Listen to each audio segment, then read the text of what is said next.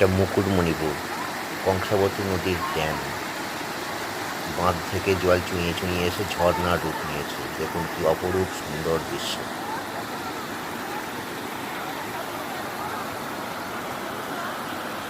কেউ বসে, কেউ দাঁড়িয়ে, কেউ ছবি তুলে সেই ভয়ঙ্কর সুন্দর দৃশ্য উপলব্ধি করছে। সারি সারি চাঁই চাঁই পাথর।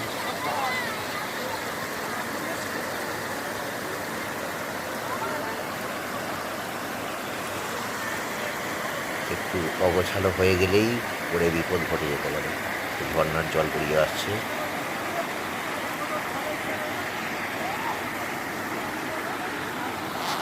সুন্দর দৃশ্য।